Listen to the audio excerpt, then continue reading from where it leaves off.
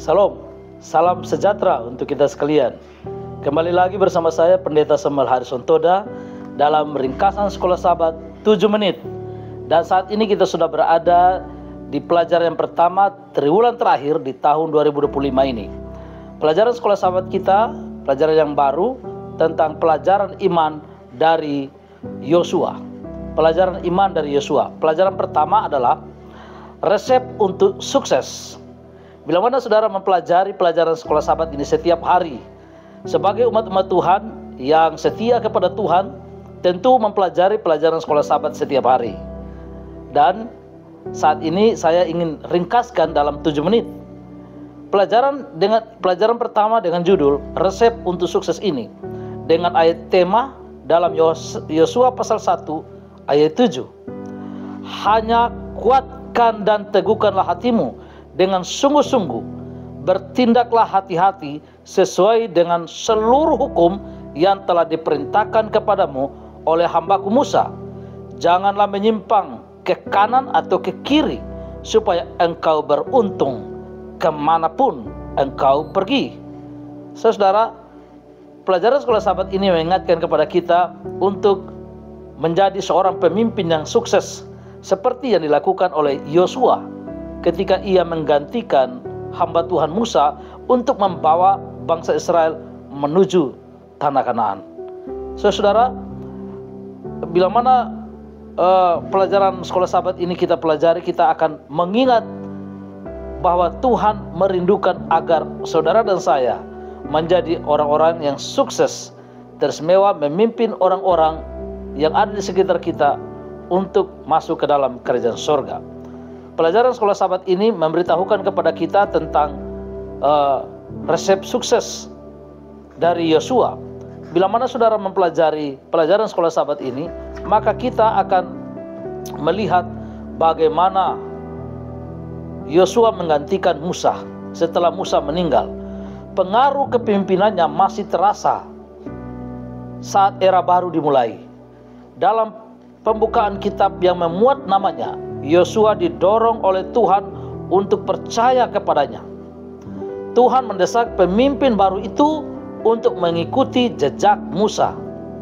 Sama memang baru, tetapi perintah dan janji Tuhan tetap sama. Seberang, rebut, bagi dan layani.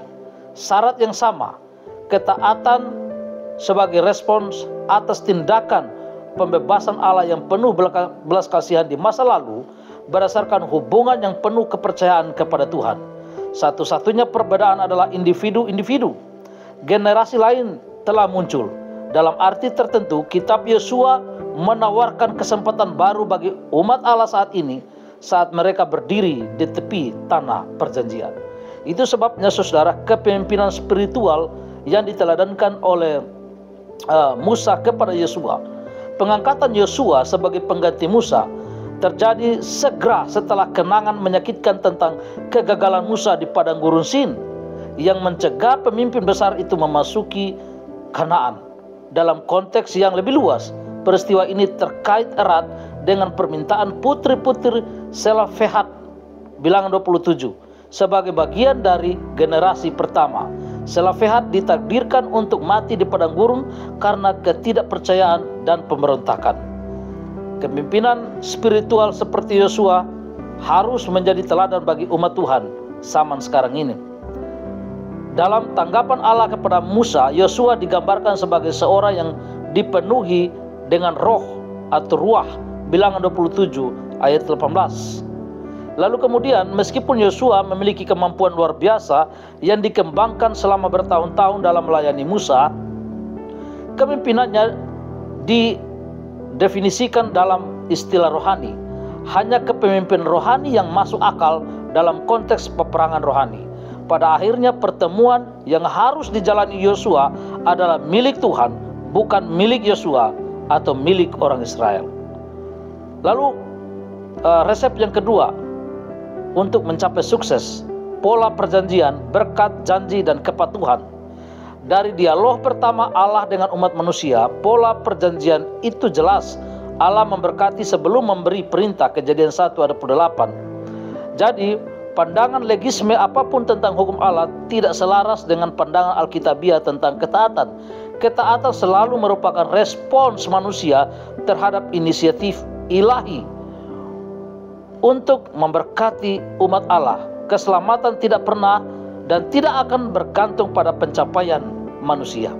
Itu sebabnya saudara dan saya sebagai umat-umat Tuhan terus bergantung kepada Tuhan. Ya, hanya Tuhan yang dapat menyelamatkan kita. Lalu resep yang ketiga adalah hukum dan kebijaksanaan.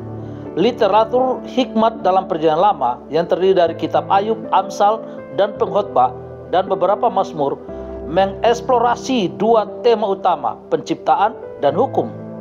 Prinsip yang sama ditemukan dalam Yosua pasal 1, di mana pemimpin merupakan perwujudan seluruh bangsa dipanggil untuk menaati seluruh hukum dengan tekun.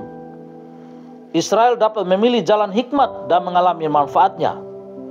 Namun untuk melakukan itu Yosua dan orang Israel harus hanya kuatkan dan teguhkanlah hatimu, Yosua 1 ayat 7. Dengan demikian saudara-saudara sekalian, bila mana saudara mempelajari pelajaran sekolah sahabat ini, kita dapat melihat bagaimana kesimpulan yang kita dapat ambil adalah resep sukses yang Yosua dapatkan menjadi ahli waris dari janji-janji Tuhan.